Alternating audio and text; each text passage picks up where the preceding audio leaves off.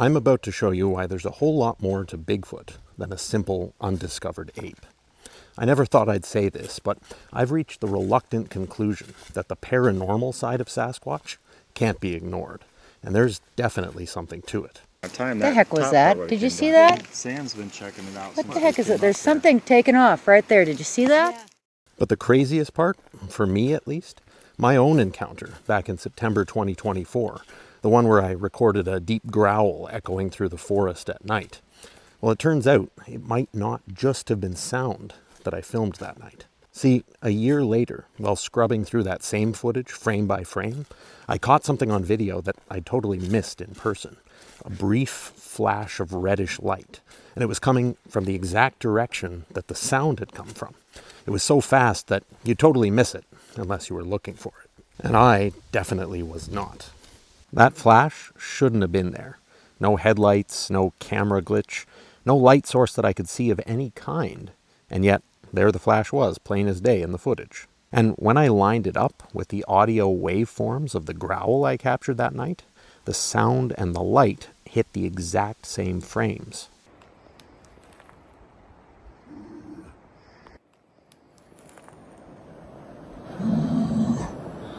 Okay guys, I'm getting out of here.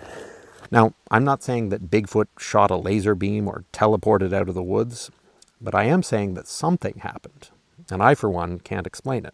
And honestly, it's eerily similar to what hundreds of other people from all walks of life have described about their Sasquatch encounters. And along with the Sasquatch, there were orbs above their heads and around them. Balls of light hovering around the house. Bright orange lights over the water. Two different, separate, glowing lights. But before I talk to you more about my footage and what I think it might actually mean, let's step back for just a second. If you've ever thought of Bigfoot as simply an undiscovered ape, I'm about to show you why that explanation alone doesn't cover it. Guys, if you like my stuff, please subscribe to Cabin in the Woods. It helps make these videos successful so that I can keep making them. We're going to take a long, hard look at some solid, down-to-earth Bigfoot witnesses, some of whom know the wilderness better than almost anyone, and who have seen things they can't explain. And I'll look you right now, I'll tell you, whatever goes on in these woods, don't take it for what you can see, because there's a lot more to what you can't see. Let's quickly define exactly what I mean by paranormal Bigfoot, aka the woo-woo, defining the phenomenon. I'm not talking about ghosts in white sheets or Hollywood special effects here. I'm talking about the weird side of Bigfoot, the side that, frankly, no one wants to touch because it sounds so impossible. Until it happens to you, that is. Things like glowing orbs floating through the trees moments before a Sasquatch sighting, or a creature that seems to vanish mid-stride in a flash of light, like it just stepped out of reality or something. Or that super strange mindspeak phenomenon that witnesses encounter, where they hear a voice, not with their ears, but inside their heads. Some witnesses talk about heat distortion, with the air bending around objects or around unseen beings, predator style.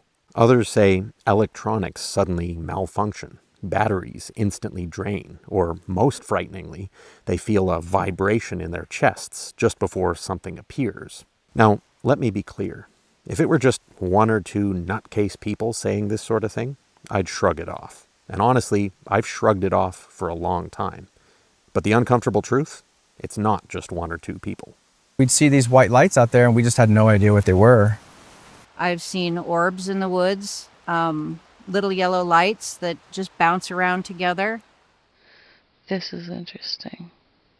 These same details, lights, energy, teleportation, mindspeak, they come up again and again in hundreds of independent reports across decades and continents, often from people who have never met each other and who don't even believe in the paranormal themselves, at least until this happens. Like, I don't believe in ghosts, but what I saw was a ghost. It was something. I wasn't sad. I wasn't afraid. I wasn't anything, but I could not stop crying. And that right there is what got me asking the question that ended up changing things for me. If so many people are describing the same impossible things, are we really sure that they're impossible?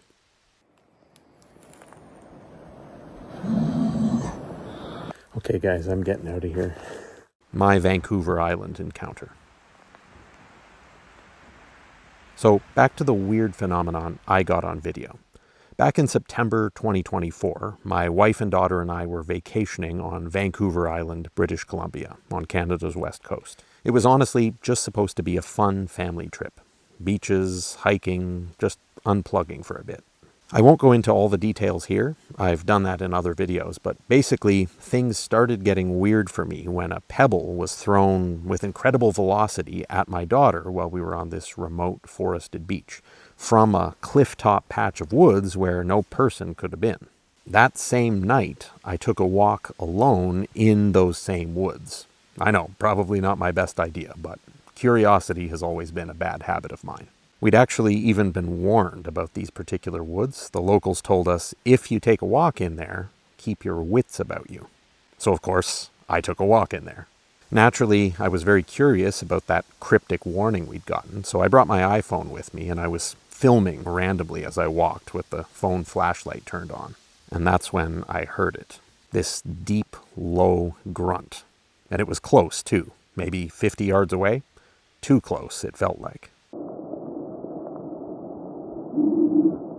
It had this weight to it as well, like it was something big.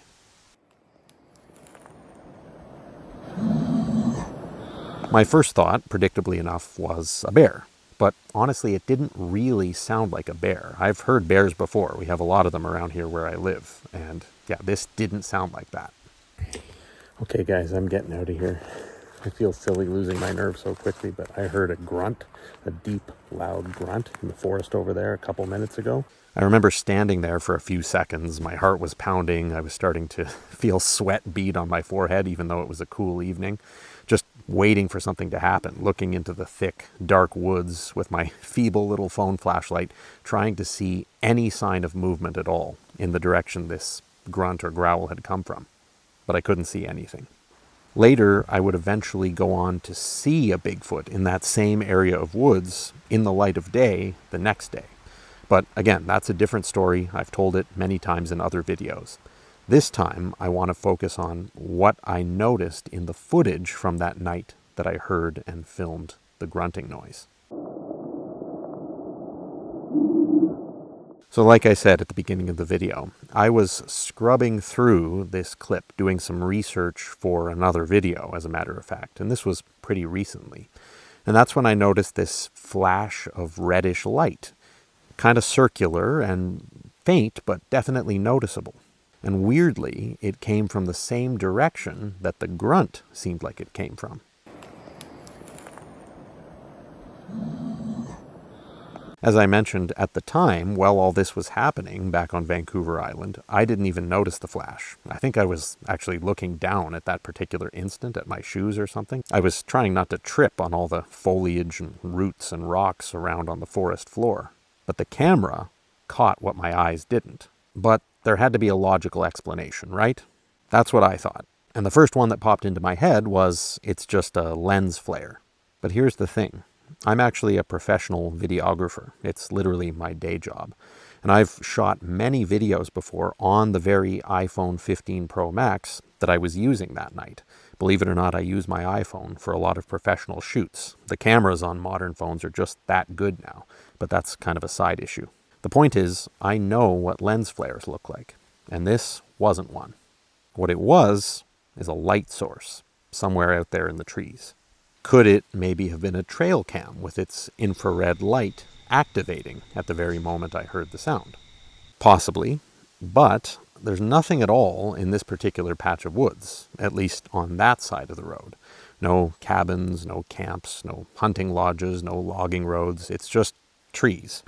I actually went so far as reaching out to some of the locals from that area, trying to find out if there could possibly have been a trail cam set up there. But so far, no leads. And when you line that moment up, the flash, the sound, and the timing of it, with the dozens of reports from people who have seen lights and orbs in connection with Sasquatch, it becomes, for me at least, pretty hard to shrug off. Still, I'll be honest, even with all that, it wasn't enough to convince me that there's definitely something paranormal going on in connection with Bigfoot. Not yet. But that's what pushed me to start digging into stories from others. Similar accounts from credible people. People with a solid head on their shoulders and no reason to lie or exaggerate. First on my list was one person who might just know the wilderness better than anyone else on Earth. Les Stroud's paranormal encounters. If descriptions of paranormal Sasquatch activity sound crazy to you, I do get it. But listen to this. Les Stroud. Survivorman, right? A guy with a well-documented ability to live off the land and survive and think rationally. Believe it or not, he's admitted on multiple occasions to experiencing things, likely in connection with Sasquatch, that he can't explain or chalk up to natural phenomena. Les doesn't spout off paranormal claims lightly either. After all, his job is to observe and think clearly and survive. But over the years, he's talked about experiences where rational explanations just fell apart. Two different, separate, glowing lights. For example, he spent time in Clem-2, a remote indigenous village part of the Kitasoo-Hay-Hays Nation territory on the west coast of British Columbia, Canada. A place where the existence of Sasquatch is widely accepted and many locals have had their own experiences. I actually traveled to Clem-2 myself last year and had some pretty hair-raising experiences of my own, let me tell you. But more about that later. For Les's part, he's described things like ape-like howls coming out of the middle of thick woods in the Alaskan wilderness, howls that he knew for a fact didn't match any known animal. And if there's anyone qualified to make that call, it's Les Stroud. I should shut up. I just heard a whoop. He's also talked about unseen presences in his camp. The feeling of being watched by invisible eyes, of shadows, of things moving just out of his vision. About 4 separate occasions, both of us could feel a presence. Feelings aren't facts, but they are real. But honestly, those are on the tamer end of Les's experiences. He's also talked about telepathic impressions, the feeling of words or ideas or pictures being pushed into his head, not by an audible voice, there wasn't anyone around in the wilderness to speak for one thing, but inside his head. Les has also mentioned unexplained light anomalies, flares, glints, and orbs with no obvious natural explanation. 2 different, separate, glowing lights. Les said in one interview, quote, "You can't plan for this kind of anomaly. One minute you're filming in pitch dark, everything's normal, and the next, something shifts. Something comes through, and even after decades in the wild, I don't know how to explain it." Now, full disclosure, Les has admitted to still being skeptical despite these experiences. And honestly, that's one of the things that, in my opinion, makes him so believable. But over time, things have happened to him that he couldn't just explain away. And let's remember, again, that this isn't just some flighty guy seeing faces in clouds. This is a guy who spent more days and nights surviving by his wits in the wilderness than almost anyone else alive. So my takeaway? When someone like Les Stroud says he's seen things that shouldn't be there, then I sit up and take notice. Multiple times in his show, he's captured shapes that look remarkably like Bigfoot. Sometimes they even seem to move or blink.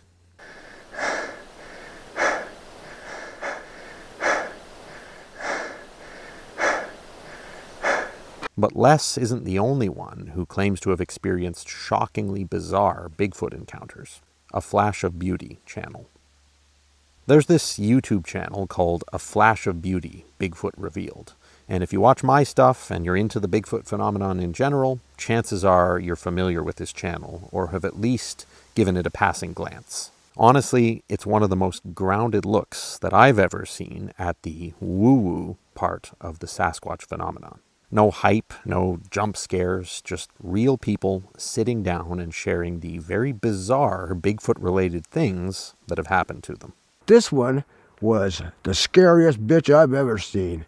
It come down out of the trees at us like a star. That's all I can think of. It was a big, bright star. Didn't blind us, but it was coming at us. And most of them aren't career Bigfooters either. They're regular people. Loggers, farmers, truckers, cops, gardeners, you name it. Normal people who live normal lives and aren't looking for the limelight.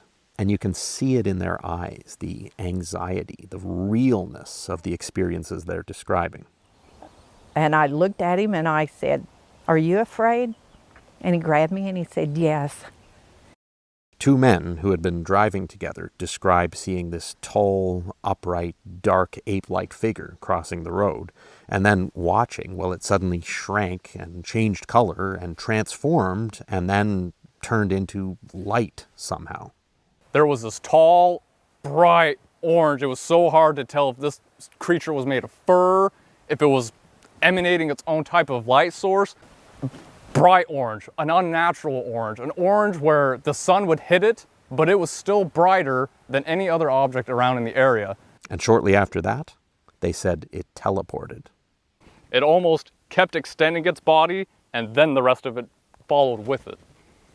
Someone else on the channel describes orbs, floating lights that seem to react to him, like they were alive or something. Another man, a retired cop, describes hearing voices in his head, thoughts that definitely weren't his own. And then right after that, he sees this massive bipedal, ape-like figure moving through the trees. These aren't fame seekers. Check out the A Flash of Beauty Bigfoot Revealed channel and watch a few of their videos and you'll see what I mean. They're genuine people. And they're describing things that a lot of times you get the sense they wish they could unsee. You can just sense the honesty in their voices. Just confusion and sincerity, and in my view, underneath it all, something real. But stick with me, because as strange as this is, it definitely doesn't stop here. See, listening to people's accounts of paranormal Bigfoot activity is one thing, but seeing it is another. Barbara Shoup's cloaking footage. Barbara Shoup is a super nice, relatable, down-to-earth type of woman who's been documenting Sasquatch activity in the same general area for years now. And one day, while filming out in the woods with some of her friends, she caught something. She's not even trying to specifically film anything special, just shooting a vlog. But then, just for a couple of seconds, there's this shimmering shape that moves through the trees. Not clear, and certainly not solid, but definitely there. Almost like that cloaking effect from the movie Predator, like light being bent and distorted around something. Now, when I freeze this clip and zoom in on it and scrub through it frame by frame, it doesn't look like a heat distortion to me. And it doesn't look like a focus issue with the camera either. The shape seems to move with intention, just for this brief instant, and then it's gone. Barbara later talked about this incident and this footage on, you guessed it, the A Flash of Beauty Bigfoot Revealed YouTube channel, which, by the way, I'll link to in the description, and I'll also link to Barbara Shoup's channel. But this shimmering, transparent being isn't the only anomalous thing that Barbara's captured. She's got another clip too, a pair of glowing eyes shimmering in the woods. And she swears it wasn't reflection. These were self-illuminating eyes, quite unexplainable as a natural animal. And she's not the only one, by the way, to have experienced this sort of unexplainable Bigfoot-themed phenomenon. Reddit and everyday people. If you go online and search for this stuff, you'll basically find dozens of the same sort of stories essentially repeating from everyday people with nothing to gain by sharing. Reddit threads, camping forums, backcountry Facebook groups, people saying things like, "I don't even believe in this stuff, but I can't explain what I saw." And a lot of these accounts are surprisingly blunt. To me, they don't read like they're coming from flighty, whimsical people. Take this Reddit post, for instance, from a user called Indrid Thor, who says, quote, I don't know if balls of light or orbs happen in conjunction with all sorts of phenomenon, but I'm 100% certain it's at least connected to some degree to Sasquatch, even if it's just indirectly, like some sort of drone that is researching them. I and others have seen it too many times now on our lands for it not to be. I have only ever encountered balls of light with Sasquatch encounters. At minimum, Sasquatch sounds are present at the same time. It's never just balls of light. It is a rare occurrence, though. The balls of light only happen perhaps in 10% of the encounters. Some that used to laugh at us like we were high or something have come back to apologize to us after finally seeing it for themselves with Sasquatches. Another witness shared that during a solo journey through Northern California, they had, quote, 2 separate encounters in 2 nights. On night 1, camped at a rocky quarry at Jedediah Smith State Park, they experienced a, quote, strange humming, very low and deep. So deep, they said, that it, quote, reverberated off the walls. After that came, quote, howling in the distance, and then something rather large, they said, moving across the river, while the usually friendly dogs were, quote, on edge and growling. They understandably retreated to their car, and that's when they said, quote, a rock hit my trunk, followed by 5 more. One chipped my windshield. After that, they fled to the nearest Walmart parking lot. But their story doesn't stop there, because as weird and unsettling as those experiences are, none of them exactly qualify as paranormal Sasquatch activity. But the next things that happened do. On night 2, near Willow Creek at Horsolinto Campground, this random man arrived and asked if the place gave them, quote, the heebie-jeebies, and then abruptly left. At sunset, the witness, quote, locked eyes with a very large bipedal creature. It peered into my soul, they said. That's when they heard a voice inside their head. According to them, it said, quote, should you choose to stay here tonight, you are in imminent danger. And this was accompanied by what they described as, quote, an image of myself running through the forest in the dark, which they were particularly shocked by because they explained that they have aphantasia, which, if you didn't know, is the literal inability to voluntarily form images in your mind. At this point, the witness bolted, sharing that they were convinced, quote, the creature was not the danger, more like it was protecting me. But these long, detailed, singular accounts are not the only sort of online paranormal Bigfoot reports you come across. You also get people posting online who seem to live this stuff season after season. For example, one person from northwestern Ontario, not far from my neck of the woods, had this to share. Quote, I have had Sabe experiences, seen glowing orbs multiple times. My wife has also had these experiences. Now, you may disagree, and you're welcome to do so in the comments section, but to me, these people don't sound like they're spinning tales. In fact, more often than not, when you read these reports, these folks sound genuinely bothered, like they're trying to logic their way out of something that doesn't fit with our understanding of the world and how it works. Something they can't unsee or unexperience, even if they want to. Something that, if I'm reading between the lines correctly, they'd more often than not rather just dismiss. Kind of like I did for the longest time anytime I heard about anything paranormal in connection with Bigfoot. But logically, guys, I just can't do that anymore. Frankly, it makes me feel dishonest to ignore the less comfortable sides of the Bigfoot phenomenon. The bottom line, for me, is that when thousands of separate voices describe nearly identical things, flashing lights, sounds, telepathic impressions, dismissing it all as coincidence isn't science. It's avoidance. Why this can't all be coincidence? Now, skeptics always tend to jump to the same list when you start talking this way. Lens flares, camera glitches, pareidolia, hoaxes, or even hallucination.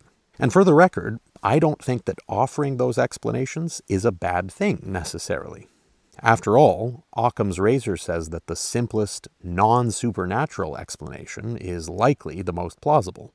So let's strip it all down for a minute. Show me a lens flare that appears in only a couple of frames at the exact instant of this bizarre audible growl in the background, in pitch dark woods, in the exact place that the growl seemed to come from. Show me the data that supports dozens of cameras glitching in the exact same way for different people across the continent who, by the way, are describing the same sort of flashes of light. Give me any plausible reason at all why hundreds of people would continually come forward with these sort of stories, knowing full well that sharing them is almost certainly going to get them labeled as kooks by everyone, from strangers on the internet to their own families. Not a lot of incentive to come forward there, unless, of course, what they experienced was real and they truly needed to get it off their chests. Conclusion and challenge. So, what do we do with all this? Honestly, I don't know. We've got credible professionals, lifelong researchers, and regular people, all describing things that don't fit within biology, at least biology as we currently understand it. Whether it's physics we simply haven't grasped yet, or something truly otherworldly, it seems to me it's time to stop pretending that all this is just a myth. That said, I don't expect anyone to believe this stuff just because I say so. You're probably watching this channel because you see me as a rational voice in the world of Sasquatch research, and maybe I've even already lost you by talking about this stuff at all. But if that's the case, please, just look for yourself at the patterns. Listen to the sincerity in these people's voices. And just maybe if you've experienced something, a light, an unexplained thought that wasn't your own, or even a non-paranormal Sasquatch encounter, share it. Add to the body of evidence. Because for me, when I see those few frames of my nighttime Vancouver Island footage from last year, and that flash of light that I accidentally captured, along with the full-on Sasquatch sighting I had the next day, I can't help but think, not only are these things real, but there's a whole lot more to them than most people realize. A whole lot more. So, how far down this rabbit hole do you really want to go? Because for myself, I'm going all the way until I find the truth. Guys, thank you so much for watching this video all the way to the end. If you enjoyed it, please let the algorithm know by giving it a like and subscribing to Cabin in the Woods. Those things keep my videos earning a bit of money, so I can afford to keep making them for you. For those who want to support me even more, I've got a Cabin in the Woods Patreon page, linked in the description below. It's the best place to connect with me personally and see my deepest Sasquatch research, the stuff I don't share here on YouTube.